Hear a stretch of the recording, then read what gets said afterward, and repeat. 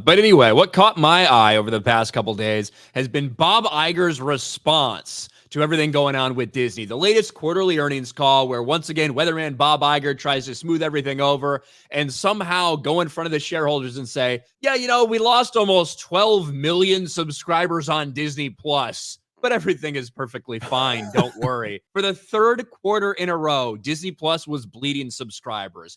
Now, of course, it wasn't millions and millions that came from domestically. A lot of it came from internationally, where they lost out on the rights to some cricket stuff in India, things like that. But nonetheless, you've seen for the past 3 quarters, Disney Plus has lost somewhere in the range of 16, 17 million total subscribers. This is terrible for them. And as a result, what did they do? Did they say, hey, we're going to really focus on bringing better content to you guys?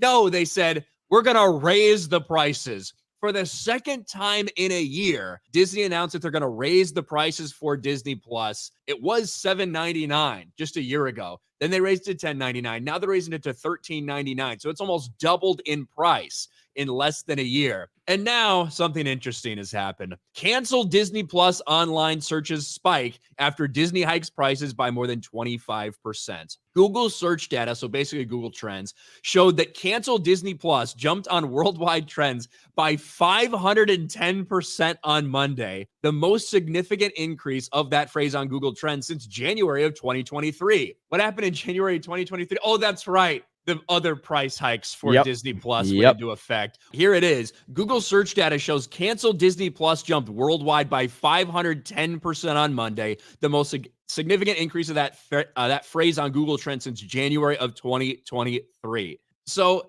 in the middle of people fleeing this streaming service, this was all fake bullshit, right? Whether it was Verizon signups, whether it was bundled packages, whether it was these deals that they knew would never last internationally. It was all in an effort to skyrocket Disney Plus subscribers to try to rival Netflix. And of course, some people bought in that, like, look at all these subscribers, despite the fact they're losing billions. Now they can't hang on to them, and they're desperately trying to get some revenue from these people that may just continue to flee a sinking ship. Yeah, I mean, it kind of goes right back to the simple method, simple yet apparently complicated method. If you make good things, people will continue to watch. If you make content, if you provide content that people are interested in, people will watch it. What do you think would happen right now, Ryan? What do you think would happen if Sound of Freedom would have been released under Disney in theaters, got this cultural phenomenon reaction, and then they basically said, all right, we're going to put this on Disney Plus now after, I don't know, a month at the box office? What do you think would have happened? Do you think people would have signed up for Disney Plus for that? They would have maintained some people for something like Sound of Freedom? And that's just a small piece of the puzzle. You know what I mean? Just like, I'm just showing that, like, that's an example. When you make things that the people care about and you support the things that the people care about, but Disney made the decision to move away from a film that went against their agenda. Sound of Freedom went against Disney's agenda of indoctrinating children.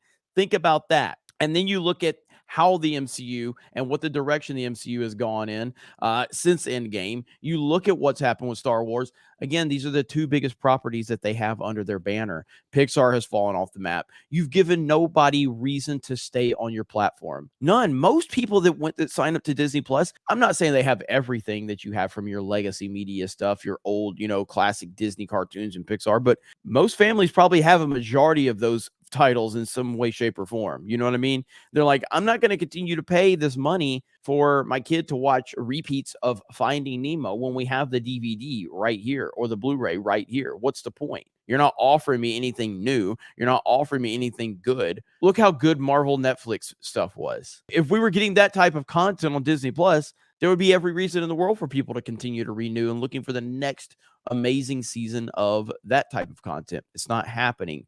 Political agendas have destroyed Disney. It's all part of this mistaken strategy from really all of Hollywood, but specifically Disney tried to get out in front of this. They saw what was going on with COVID. They decided to jump on it, launch the streaming service, and devote everything to that. They are spending so much fucking money making all of this original content that people frankly aren't super interested in. Look at Netflix and look at what happened with The Witcher, right? Netflix for a long time built their stuff on not making their own shit, just getting things that people already done. They come out with this brand new season of The Witcher, spent who knows how fucking much making The Witcher, and season 3 was kind of a disaster for them. Henry Cavill's leaving. That franchise is basically dead. They thought it was going to be like their Game of Thrones. It got annihilated. It got dominated. It got bent over by Suits, which is, a series that ran on USA for like 7 or 8 years or something, that just really got put up there, and people started binge watching the fuck out of it. Like a pre-established thing that they paid some licensing rights for, that they didn't have to film. They didn't have to invest all that money in marketing and all that stuff. Yep. They just bought the rights to put it on, and it was like the number one thing for forever. That is why streaming was successful in the first place. All of these companies have now got into this original content, and they're forced to constantly, each and every week we need something new to keep the attrition rate down, to keep the churn rate down for these streaming services, to keep people subscribed to us. And now Disney is skyrocketing the prices. They're going to do password sharing crackdowns like Netflix did, which was successful for Netflix. But I don't know. What they really want to do is force people to get rid of their ad-free tier and watch commercials so that they get money from advertisers, because they make more money that way than they do if you pay, say, $14 a month for Disney Plus. When it's all said and done, once the dust settles, things like obviously Netflix is going to stand through all of this, Amazon, and I think Disney Plus is one of the ones you think will ultimately power through all of this. Yeah, I do.